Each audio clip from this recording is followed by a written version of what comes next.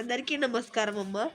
ఈరోజు మనం తెలుసుకుంటున్న అంశం ఏంటంటే 7వ తరగతి తెలుగులో 10వ పాఠ్యాంశమైన ప్రియమిత్రునికి అనే పాఠ్యాంశానికి సంబంధించి టోటల్ నోట్స్ను చూద్దాం. ఏమనుకుందానో కొంచెము జలుబు చేసిన వాయిస్ అలా ఉంది. మొదటి ప్రశ్న, లలిత కళలు ఎన్ని, అవి ఏవి? తర్వాత లలిత కళల్లో మీకు నచ్చిన అంశం గురించి రాయండి. సాహిత్యం, సంగీతం, తర్వాత చిత్రలేఖనం కంటిన్యూషన్ ఇది. తర్వాత శిల్పం,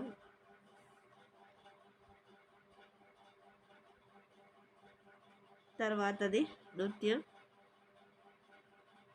తర్వాత రెండవ ప్రశ్న, ఏదైనా ఒక పండుగ దర్శనీయ స్థలం గురించి మిత్రుడికి లేఖ రాయండి. మిత్రుడికి లేఖ రాయడం ఇది కంటిన్యూషన్. ఓకేనా?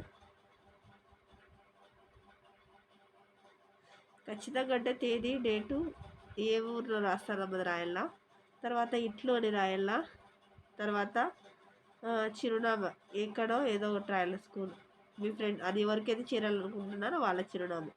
తర్వాత భాషాంశాలు, సమానార్థక పదాలు అనేవి. ఉత్తరాలు, లేఖలు, జాబులు. శోకం అంటే శోకం, బాధ, ఏడుపు. తర్వాత పేరు, ప్రఖ్యాతలు, కీర్తి. తర్వాత కథ అంటే కథ, ముఖము అంటే మొగము, కీర్తి అంటే కీర్తి, విద్య అంటే విద్య, కార్యము అంటే కర్జము, శ్రీ అంటే సిరి. తర్వాత సుఖం అంటే దుఃఖం, వికృతి పదాలు ఇవి. సఫలం అంటే విఫలం.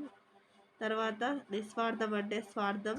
స్పష్టమైన అంటే అస్పష్టమైన. తాత్కాలికం అంటే శాశ్వతం. అందరికీ ధన్యవాదాలమ్మా. ఇంకా మన ఛానల్ సబ్స్క్రైబ్ చేసుకుని వాళ్ళు ఎవరైనా సబ్స్క్రైబ్ చేసుకొని లైక్ చేసి షేర్ చేసి మీ ఫ్రెండ్స్కి, రిలేటివ్స్ సబ్స్క్రైబ్ చేసుకోమని చెప్పండి.